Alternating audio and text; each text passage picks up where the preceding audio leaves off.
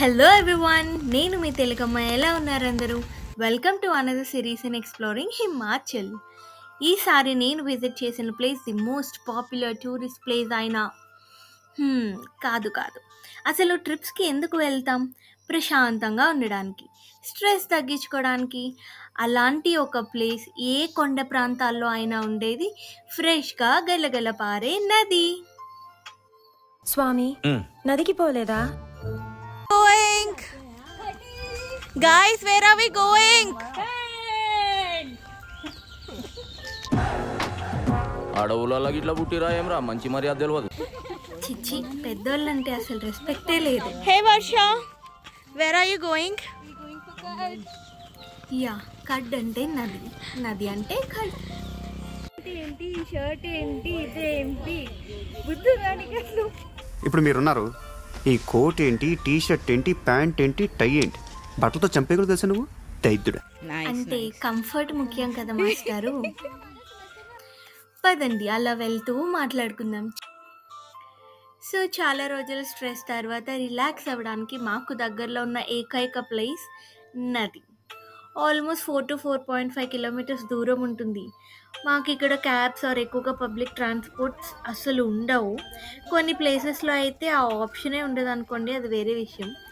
అదే కొండ ప్రాంతాల్లో ఉండే మైనస్ పాయింట్, అదే బెనిఫిట్ కూడా. పొల్యూషన్ లేకుండా ఉంటుంది అని మనం ఎక్కడికి కావాలన్నా నడుచుకుంటూ వెళ్ళాలి కాబట్టి మనకు మంచి హెల్త్ బెనిఫిట్ కూడా ఉంటుంది. ఇలా చిన్న చిన్న సందుల్లో నుంచి వెళ్తే దూకడానికి దూరడానికి ఈజీగా కూడా ఉంటుందని షార్ట్ కట్స్లో వెళ్తున్నాం.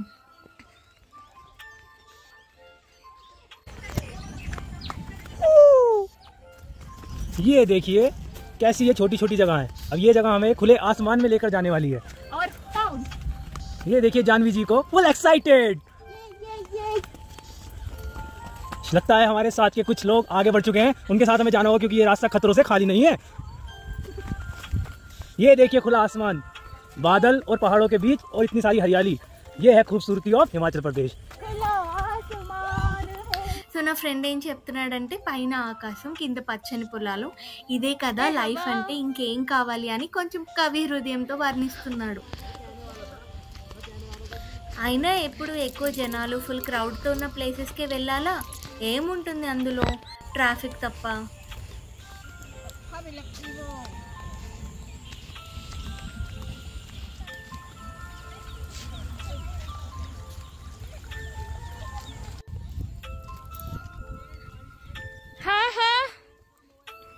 ఆల్రెడీ బయలుదేరి ½ an hour అయింది, ఇంకా హాఫ్ డిస్టెన్స్ కూడా రాలే.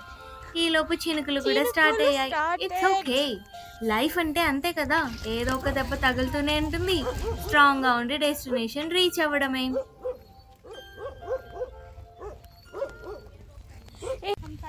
ఇలాంటి టైంలోనే బ్రెయిన్ షార్ప్గా వాడాలి.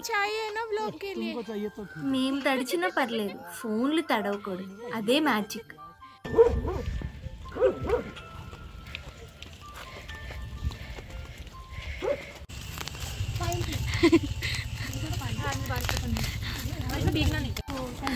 ఫైనల్గా చాలా కష్టపడి నడిచి ఒక ఊరు దాటేసాం.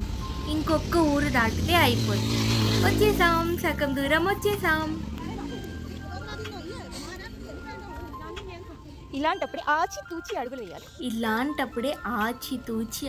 వేయాలి.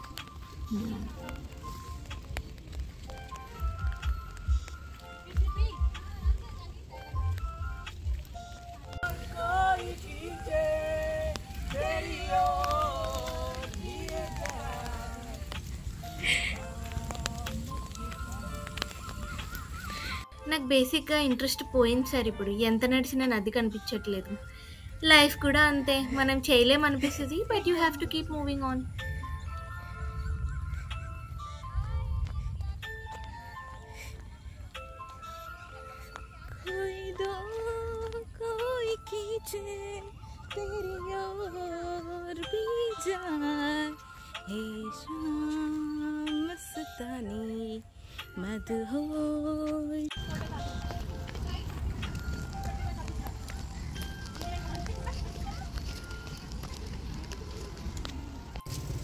ఇక్కడ చూసారా, నేచరే మనకి కావాల్సినవన్నీ ఇస్తుంది, వాటర్తో సహా. హిమాచల్లో మెయిన్గా చాలా మందికి సోర్స్ ఆఫ్ డ్రింకింగ్ వాటర్ కూడా ఇవే.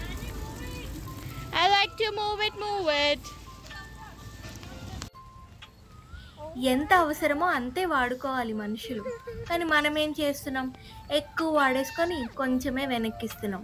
This is actually high time మన అవసరాలు మినిమైజ్ చేసుకొని మనం ఎంత వీలైతే అంత ఎర్త్కి తిరిగి ఇచ్చేద్దాం.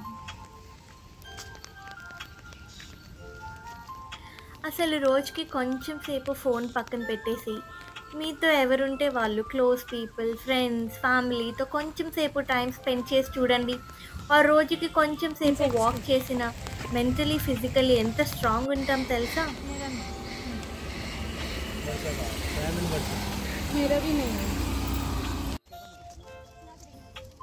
మనం రోజు చూస్తూనే ఉన్నాం కదా ఎంతమంది ఒబెసిటీ, డయాబెటిక్స్ అని.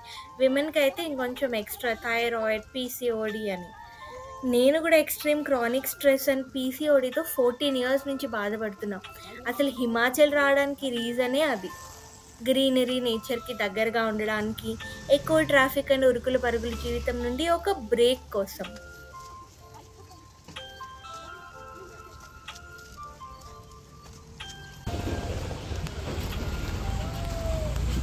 అమ్మయ్య, ఫైనల్గా 30కి అయితే రీచ్ అయ్యాము. కానీ వాటర్ ఫ్లో దగ్గరికి వెళ్ళడానికి ఇంకా నడవాలి, ఇంకా నడవాలి.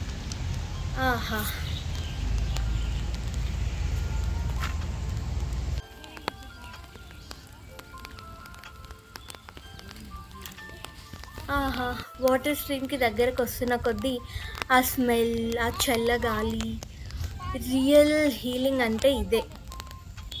దానికి తోడు సన్సెట్, పచ్చని పొలాలు, ఐస్కి ప్లీజింగ్గా, మనసుకి ప్రశాంతంగా.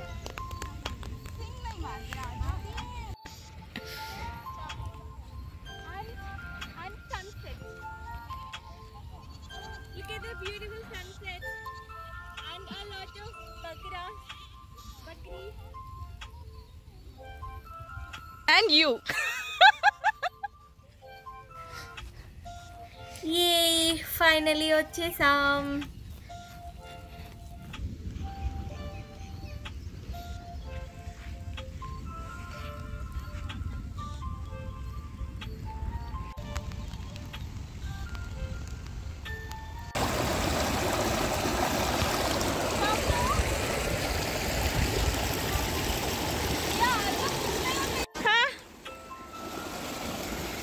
Not on me. Not me.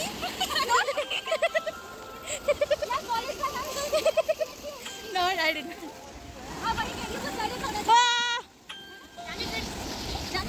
Water therapy గురించి తెలుసా మీకు? అప్పుడప్పుడు కొన్నిసార్లు ఇలా రివర్ ఫ్లో దగ్గర కామ్గా కూర్చుంటే ఆ సౌండ్ విన్నా సరిపోతుంది. మూడ్ని ఇంప్రూవ్ చేయడంతో పాటు స్ట్రెస్ తగ్గిస్తుంది, మెంటల్ క్లారిటీ వస్తుంది, మనసు ప్రశాంతంగా ఉంటుంది. ఒక్కసారి ట్రై చేయండి, మీకోసం మీరు.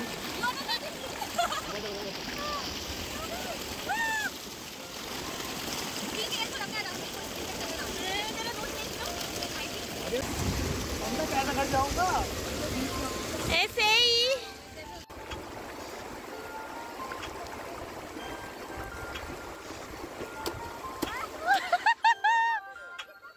निकल, सब फ्रस्ट्रेशन निकलो, फ्रस्ट्रेशन निकल, take out the frustration, wind up the jury.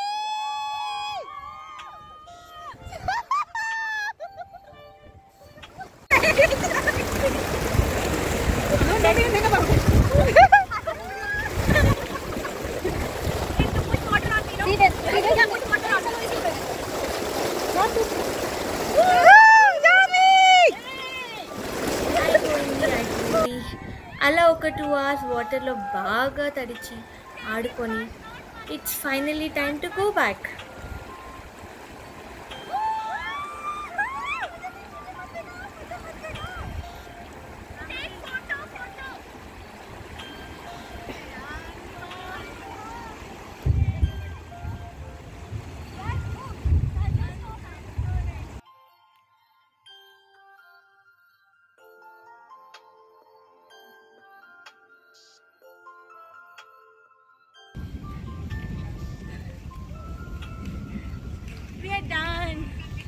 Finally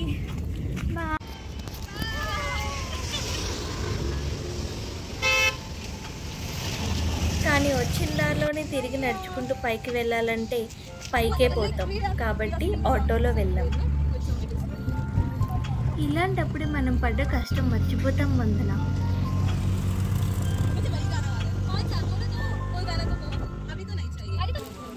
ఇంత అలసిపోయిన తర్వాత ఈ చలిలో ఒక్క కాఫీ అండ్ పకోడీ ఉంటే ఎంత బాగుంటుందో.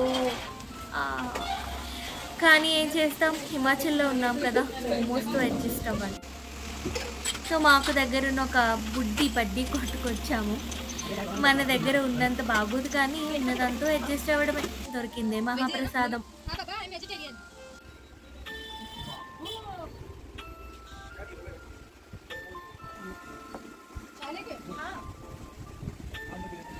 అలా మా డేని ఏం చేసాం.